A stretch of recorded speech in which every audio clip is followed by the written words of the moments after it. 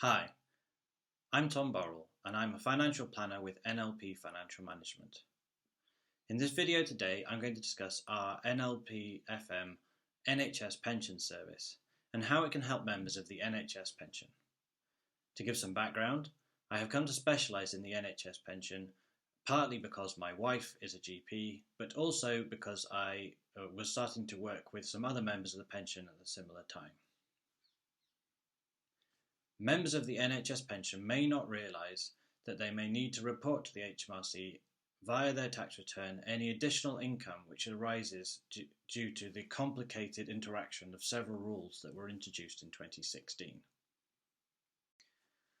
Our NHS Pension Service can help you by assessing both the current and the previous 3 tax years and potentially future tax years as well, to provide you with a comprehensive guide of where your pension taxes are and how your estimated future looks too, in terms of potential tax charges and potentially further advice about what to do if you have any unused annual allowances. In this presentation, I will explain some of the pension terms and address possible pitfalls in the NHS pension in more detail.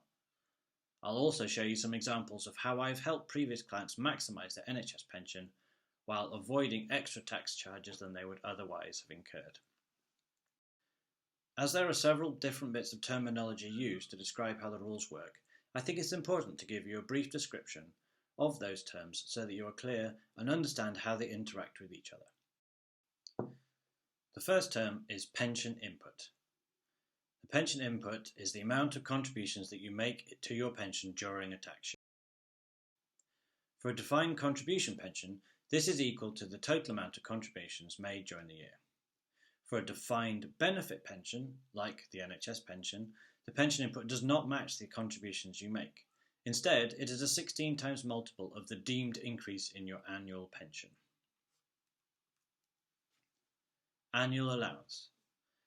Annual allowance is the total amount of pension inputs made by an individual to your pensions during a tax year. For the 2020-21 tax year, the annual allowance is £40,000. For some individuals, where their earnings are greater than £200,000 per annum, they are potentially subject to their own personal tapered annual allowance. This occurs where the government reduces the amount of pension income tax relief and can lead to a maximum reduction in your annual allowance to £36,000, leading to a tapered annual allowance of £4,000. Carry forward. If an individual exceeds the annual allowance in any tax year, before they become liable to income tax, there is a check to see whether they have any unused allowances from the 3 previous tax years. The oldest unused allowances are used first. If all 3 years' unused allowances have been used, or there aren't any, then the excess pension input over the individual's annual allowance or tapered annual allowance becomes classified as excess income and is taxed accordingly. Scheme Pays. Scheme Pays is a facility available to NHS pension members where instead of settling any income tax due, they are able to ask the scheme to pay the tax on their behalf and effectively take out a loan against their future NHS pension. Advice needs to be given about whether or not Scheme Pays is appropriate for any individual, and the interest rate on the loan varies, but it's currently around 4.4%, which is relatively high in the current climate, with the Bank of England interest rate down at 0.1%. The loan is repaid once you retire, and the way the scheme repays the loan is what's called a commutation against your annual pension. So essentially, some of your annual pension is reduced to repay the loan. So I'd like to give some examples now of clients that I've helped and explain their situation in a bit of detail so that you can see how the interaction of these rules operates, and then I will give some potential advice scenarios about how the service could potentially help them. So in the first example, we've got Dr. Alex.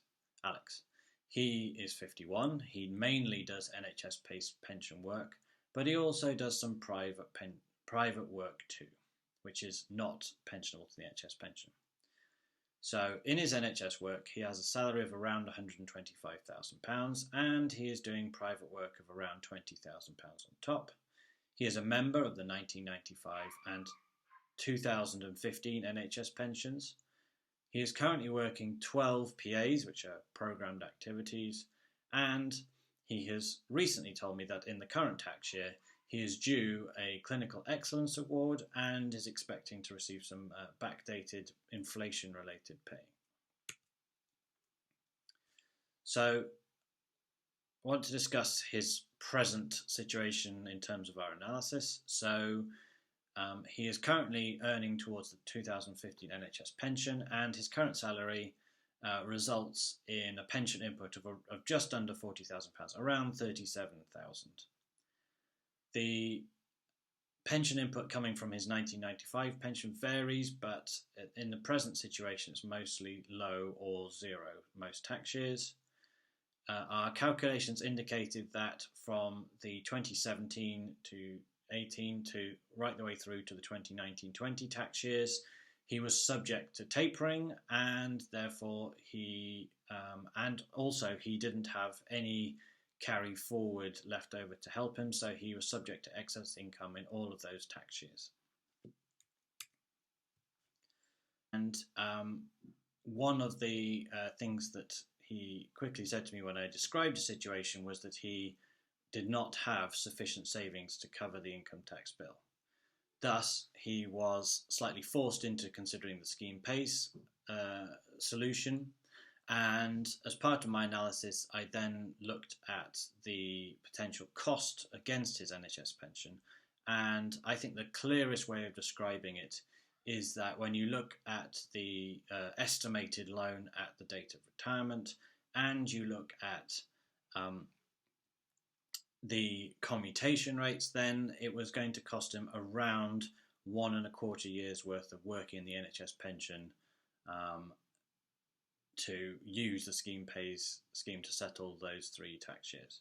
Another important point to note is that the government were aware of the controversy that the rules that they introduced back in 2016 had caused, and for the 1920 tax year, the government has pledged that any members using the scheme pays facility will be refunded. So essentially that there will be no cost to using the scheme pays facility in that tax year.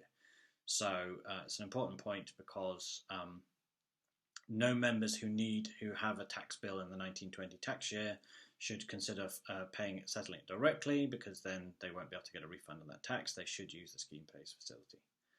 And the second point, which relates to the increase in Dr. Alec's pay, is that they should consider slightly reducing their NHS hours. I mentioned before that he was doing 12 programmed activities, and depending on the size of his Clinical Excellence Award and the inflation-related pay, it is probable that he should consider dropping from 12 programmed activities to 11 to ensure that he is not regularly exceeding the £40,000, his £40,000 annual allowance on a regular basis. So my next example, Dr. B, is a member of the 2008 and 2015 NHS pensions. They do NHS work only, and after my analysis of their situation, it was discovered that they were narrowly staying under the £40,000 annual allowance and that they weren't tapered. This meant that in the opposite situation to Dr. Alec's, they had some carry forward they were able to use from previous years, and after my analysis, there was around £30,000 in total. This allowed me to address a separate problem for Dr. B, which is the potential discrepancy between how the pensions work and their retirement dates. So for the 2008 NHS pension, the normal retirement age is 65. and for the 2015 scheme, it is state pension age, which for Dr. B will be 68. So if Dr. B wished to retire, for the sake of argument, at 65, then to do so, there's a slightly unhelpful rule that when you retire in the NHS pension, you have to retire all of your NHS pensions at the same time. So, in other words, if Dr. B wanted to retire at the age of 65, then they would need to also retire 3 years early in the 2015 NHS pension. And what that means is that the 2015 scheme will apply a penalty for retiring early. So for Dr. B, potentially the best solution, if they still wish to retire at 65, is to not opt to retire from the NHS pensions at that time, but to build up a separate private pension outside of their NHS pension, which will enable them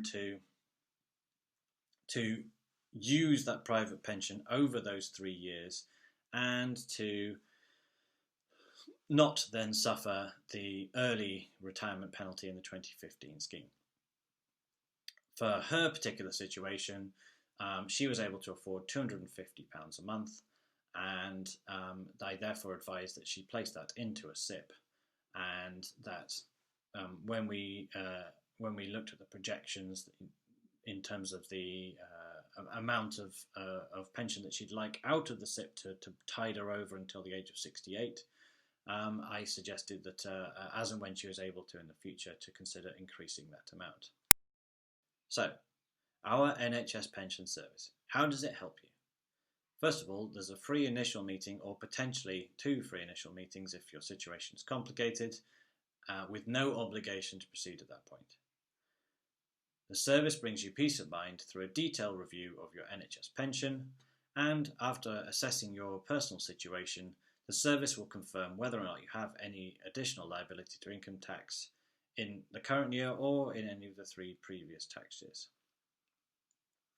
It will also provide advice on how best to structure your NHS pensionable income in the current year and in the future to try and avoid any additional income tax. And if you have any spare annual allowances, including any carry forward, then we will provide best on how best to use it and see what is affordable for you.